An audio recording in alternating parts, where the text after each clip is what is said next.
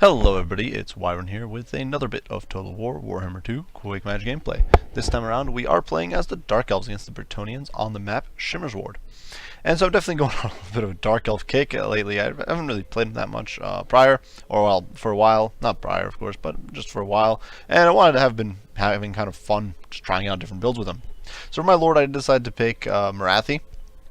And Marathi, basically, a few reasons for this. One, she is rather quick on her feet, and she can easily outrun. If my opponent, for example, decides to bring Lewin or decide to bring Hippogriffs, that sort of stuff, she can easily outrun them with her 105 speed. And she also has some pretty awesome debuffs. She can knock down an enemy melee attack by 9 with Hardrender and Darksword, as well as their melee defense.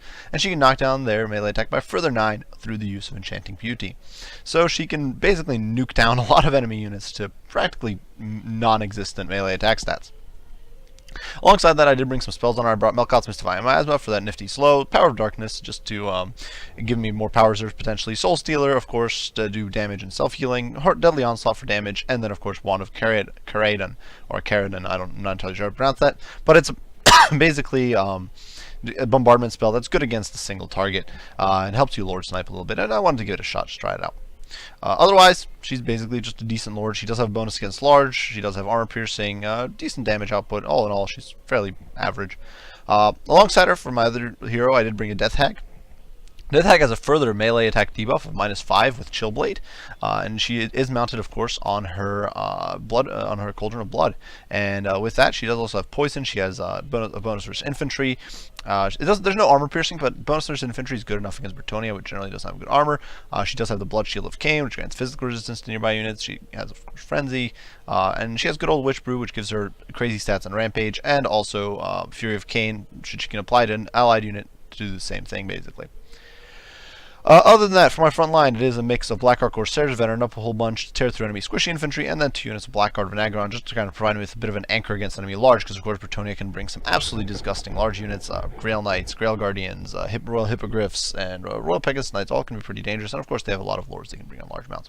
Behind that, 2 units of Dark Shards with shields just to trade with enemy shooting, but mostly just to shut down enemy large targets as well. A lot of this is simply oriented to shutting down enemy large targets. Brettonian infantry troops are pretty garbage, and I'm very confident that my Blackguard Corsairs and Blackguard Vinagron can take them, so I want to be ready to take on their large units. Behind that, I do have 2 units of Cold One Knights. These guys are kind of a one-shot wonder. I just throw them at my opponent's troops and or my opponent's large units, and hope that, and have them just try to time down. Otherwise, these guys really don't have the best of stats. They're not particularly great. They rampage, but they are very good at just shutting down and tying down enemy large units. Though they will not be able to win against the Grail Knights. For my opponent, he did decide to bring the Fey Enchantress, which is definitely a little bit of a problem for me right off the bat, because of course my bombardment spell from Marathi, and of course Spirit Leech and all that sort of stuff, or Soul Leech, will not really work against her. She does have a crazy resistance against magic of 60%, which means basically very little I throw at her will do much. Now she does have Mist of the Lady, of course. She does have healing with good old Earth Blood. She has Flesh to Stone, which is a little interesting. Dark Elves have a preponderance of armor-piercing units. Both their cavalry, their shooting, and all that is armor-piercing, so I feel like Flesh to Stone is a bit of an interesting pick there, but still could potentially work, especially against the Blackguard Corsairs. My opponent does have Dwellers Below, Arcane Conduit, of course, Favor of the Fae, which is a pretty crazy melee attack buff, and then Chalice of Potions for that crazy bombardment. For his front line, he does have a whole bunch of peasant mobs. He does have these backed up by men-at-arms with shields, peasant bowmen with pox arrows and fire arrows, and then 2 units of spearmen at arms with shields. These are all rooted on a Grail Relique over here in the center. These guys can kind of soak up and absorb my main attack and waste my time essentially, while the cavalry, which is really the main striking force, does damage. My opponent does have Grail Guardians here in the center. These guys have crazy melee defense, and of course they never lose vigor. Unlike other units, these guys will always retain perfect vigor, and they also have physical resistance. Dark Elves don't really have much magic damage, which still is very effective. They're immune to psychology, all that good stuff. Though actually I do believe the immunity psychology is from the Grail Relique in this situation. On the flanks, my opponent does have 3 entire units of Grail Knights, and this means that he definitely hasn't beat in the large competition. My Cold One Knights do not stand a chance at all against these guys. They have a crazy charge bonus. They have bonus against large. Granted, their melee stats are not the best, and their armor is only 90, which is the same as my Knights, Cold One Knights, and they lack armor piercing, but they do have physical resist of 20%, and of course they also have that perfect vigor. So in an extended fight or an extended battle, these guys will stay at tip-top shape, which can't be said for any of my units. So we're kind of pushing in. I'm trying to kind of arrange my troops, get a line going, And I don't want to commit. I'm fairly confident that my Blackguard Corsairs can kind of win out against this sort of chaff-heavy front line. So I really don't want to commit my Blackguard and Aggron too early. You can see I do start pushing the Blackguard Corsairs. They are taking a bit of a pounding from the Peasant Bows. And I do have the Death Hag coming in, of course. And she should be able to these guys should just be able to steamroller the poor Peasant mob, which really doesn't stand much of a chance. In the meantime, though, my opponent is starting to cast some abilities on Grail Knights, getting him into Lance formation, and we are going to see the first little skirmish over here between the Grail Knights and the Cold One Knights. And you can see with that charge bonus, they're absolutely shredding the Cold One Knights. Cold One Knights don't have the best charge bonus. You can see they're getting absolutely annihilated by the Grail Knights. But with the help of Morathi, these guys are being hit horribly. Their melee attacks drop to 22, and they're actually starting to struggle once that charge bonus wears off. Over on this flank, I don't quite get my charge off, but I do get a wrap on these Grail Knights, and I'm going to pull these Blackguard and Aggron off the line and into these guys. Meantime, my other unit of Blackguard and Aggron has pushed in to mop up these Peasants and hopefully plow through. My opponent's center has buckled, and that's allowed my Blackguard Corsairs as well as the Death Hag to kind of roll through and cause immense amounts of damage. Over here I do see a Chalice of Potions going down, and so I move my Dark Shards out of the way, which saves them from some damage, but you can see the fire damage. The fire arrows actually do a lot of hurt to these guys when their shields aren't protecting them. However, the armor-piercing damage is absolutely brutalizing these Grail Knights, who, in spite of all the abilities and buffs being dropped on them, are getting annihilated, and of course Morathi is just going to pursue and beat them up real bad. Over here, the Cold One Knights have suffered a lot, but at the same time so have my Grail Knights, and this has definitely been a pretty favorable trade overall. You can see, though, unfortunately my opponent is able to get into my backline and go after my Dark Shards, who I simply have no way of protecting. Especially not with my Blackguard plowing through the middle here. Blackguard Corsairs are dicing through these men-at-arms. They are rampaging because I dropped the Fury of Cain on them just to get their stats boosted. I don't really care if they go after specific targets. Here you can see the Death Hag is struggling a little bit, but honestly none of these units are particularly good against her. She has 80 armor, she has physical resistance, and none of these units really can deal with her. Plus she causes fear and terror, so she's actually routing off some of these Peasants. Over here, Morathi is trying to rout off the Grail Knights, but I do give that chase up, realizing that I need to come back and help save these units over here. Unfortunately, that means these Grail Knights will recover with 12 HP, and of course with the 12 models, and of course with the Fan Enchanters, they can always heal. Blackguard, in the meantime, is being committed. You can see these Cold One Knights are kind of getting distracted, and with their rampage, it's definitely a bit of a problem. Over here, Dark Shards are kind of mowing down these Grail Knights and getting some rear shots on them, so their shields are not kicking in, and they're getting absolutely annihilated. Over here, a Soul Stealer is draining these guys' HP and dropping them down, while at the same time healing Morathi. Over here, Blackguard Corsairs obviously doing a champion job just chopping through these men-at-arms, dicing through them very, very efficiently. Unfortunately, they're going to get pincered between Grail Knights and a lot of nasty units, so that's going to be a bit of a problem. I do pull my Blackguard and Aggron off the line, though, to stop chasing the Peasant Bowmen, just to get on top of these Knights and hopefully deal with them a little bit. Over here, my Death Hag is still running for dear life against the Grail Guardians, who can't really do very much damage to her. And I do drop Melkoth's Mystifying Miasma just to slow him down a little bit. And you can see my good old Dark Shards are still firing away, and the Cold One Knights do plow into these guys, and the Grail Guardians will not have a good time against these units. Fortunately for me, though, Dark Shards are being caught, and they will have a really bad time over here as well. They lose save models immediately and are getting torn up by the Grail Knights. We have a new unit of Dark Shards, though, well, not a new unit, but the mauled unit of Dark Shards is coming back online with 30 models and starting to lay down some fire on these Grail Knights. There's definitely a back and forth fight. You can see my opponent's trying to focus on my Death Hag, who has popped Witch Brew and is just kind of doing her own thing. You can see Morathi is getting surrounded. But with those debuffs, my opponent's troops are really doing very, very little. You can see the melee attack of 11 is absolutely pitiful. These guys are basically have no chance to hit. Over here, though, a Chalice of Potions is coming down, and I have no way of dodging this, and that's going to be absolutely devastating to me. You can see that I have dropped a Soul Stealer over here, just trying to heal up a little bit, but unfortunately that was just a brutal bombardment. But Blackguard has been hit by Fury of Cain, and that means they will fight even better. My opponent still hasn't managed to eradicate my Death Hag. Morathi is still around kicking, and my opponent's center here is definitely buckling. So you can see the Blackguard Corsairs are finally starting to kind of get worn down. The Blackguard Corsairs over here are definitely worn thin.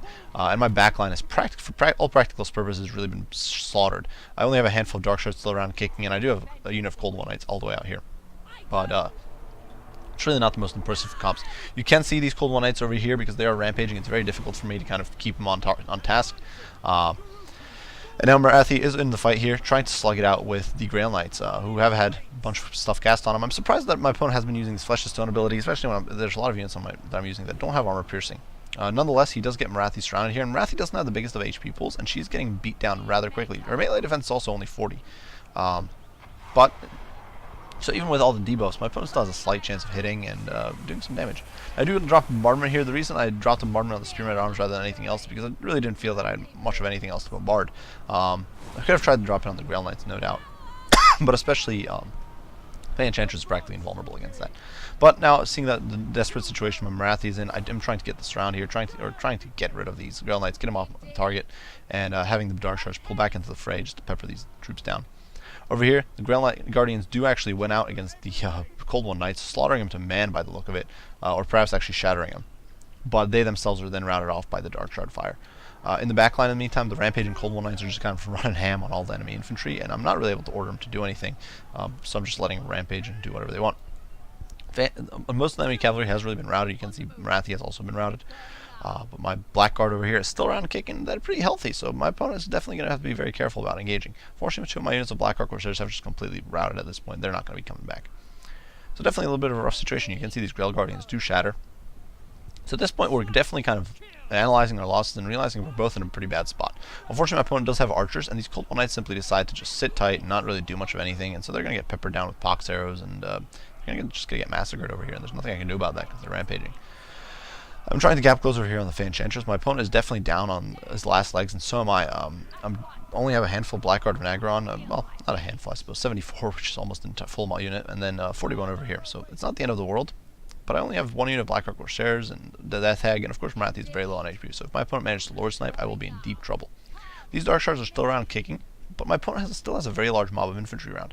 396, though of course a lot of these are peasants. But I do have to be careful. There are still a handful of Grail Knights. Of course, if he gets a pick on Marathi, I'll be in deep trouble. And he does still have these peasant bowmen who, once again, if he manages to snipe Marathi, things go very badly. Enchantress does cause fear, which could potentially rout some of my troops and result in a meltdown.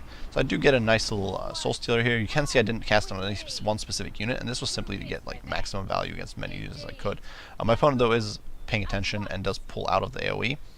They're not quite fast enough to avoid me healing Marathi for a decent amount of HP. Marathi, of course, does not have much armor, so these pox arrows are actually doing a decent amount of work here, and they still have a decent amount of ammo too at 4.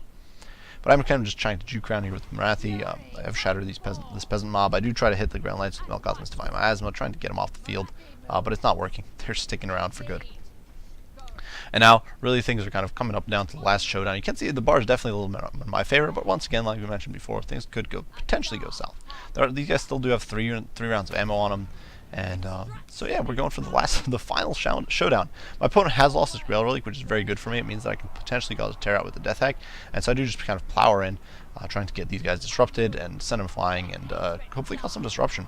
Unfortunately, you can see these arrows, despite the fact that these guys are very inaccurate, they actually get a nasty volley here in Marathi, beating her up very, very badly. They still have 2 rounds of ammo, so I could definitely be in a bit of trouble. And so what I do here is I do dive down with Marathi, trying to finish off, and I do polish off the Grail Knights over there, which is very nice. For your Blackguard Corsairs just mowing through the infantry, and Marathi gets a little hit and run here, and then I immediately try to take off because she's being drained. She's having her HP drained by the Enchantress, who's in melee and has, of course, the Mist of the Lady going off. And so I do pick up Marathi immediately, and I shift her over here trying to get out these men-at-arms with shields. In the meantime, the Death Hag is slugging it out with the Enchantress. Not really ideal for either. Enchantress is obviously not intended for melee. The Death Hag is not that great against single models when like this, mounted on a Cauldron of Blood. And she is being drained, so definitely it's a bit of a back and forth. Finally, I do pop Witchbrew on the Hag, which should help her hit the Enchantress a little more reliably, and I do dive in with Marathi, who of course with her anti-large bonus lands a meaty hit and does some damage there. So it was definitely a rough, close game with my opponent there. It's a great game to Canis 15. Canis 15. And I definitely think this was a pretty fun build with Dark Elves. Definitely something that was fun to try out against Brettonia. I'm not sure it's optimal. I do think it's a pretty decent composition, though. It does give you a decent amount of anti-large. It's very narrow. That's the biggest problem, is that you're definitely susceptible to flanking. Brettonia, of course, can bring a lot of man spam that just absorbs your charge or your assault, and then pincer you with cavalry. But with the Blackguard and Nagaron stacked onto the Cold One Knights and the Dark Shards, I did have, I think, a decent amount of anti-large included. The Blackguard Corsairs raked in immense amounts of kills against the peasant mobs and then the men-at-arms and all those units. So they buckled the center very, very quickly, and they buckled my opponent's infantry line very, very fast. They're honestly a very solid unit against low-end garbage infantry like this. The Dark Shards did a good job actually against the cavalry, but they did get shut down rather hard. My opponent just had 3 units of Grail Knights, and I didn't actually have enough coverage for all of them to deal with all of them. Cold One Knights performed somewhat okay. The biggest problem is that they do rampage. I think they might not be an ideal pick against Brettonia, honestly. Might have been better off bringing, say, Witch Elves comboed with the Blackguard, because the fact of the matter is that the Cold One Knights, they cost 1,000 gold, and they do rather poorly against high-end anti-large, like the Grail Knights. They did okay when backed up by, say, Marathi for that debuff to melee attack, but otherwise, they just get annihilated, and there's not much else to say. So they're much better, I think, against mid-tier or non-anti-large specialized cavalry. For example, they'll do fairly well. They'll do fairly well against like Chaos Knights, and they're definitely, I think, better against mid-tier cavalry. They'll win if you're going against a faction that tends to bring a decent amount of mid-tier cavalry. These guys will do very well, but I think this was a bit of an iffy matchup for him. Definitely rough against the Grail Knights. But great game to my opponent. Was very tight. He made massive use of those Peasant Bowmen, a lot more than I expected. I actually expected to just be able to shrug it all off and ignore it. But the Peasant Bowmen, especially the Peasant Bowmen with fire, I was just out a lot of hurt. They absolutely melted my Dark Shards. When they turned to shoot at the Grail Knights, so that was very, very rough, and very great job to my opponent. As far as comments on my opponent's comp, I don't really have much to say. It was definitely very close. The peasant mobs are actually very cheap, so it might seem silly that they're about 5. There's not much you can get otherwise. They're basically 1.5 extra units of men at arms with shields, so there's not much else you can get, like 2 units of men at arms on top of it. So there's really not much you could have traded them for. Definitely not a bad idea as a sort of just to soak up the charge. You might have been better off bringing, say, mounted yeomen and instead of the peasants, though. I think, just to get an extra unit into the back line against my Dark Shards, because it would have allowed his Grail Knights to focus more on the combat and just wiping out high priority infantry targets, like collapsing on my Black Arc Corsairs or collapsing on the Death Hag, who was rampaging around. If he had, for example, mounted yeomen, just dirt cheap units timing down in the back line. Nonetheless, as I mentioned, good game to my opponent. I do hope you guys enjoyed the video. If you did, be sure to leave a like and subscribe down below to keep up with additional content. As usual, guys, I do appreciate you all for watching, and I will see you all in the next one. Bye for now.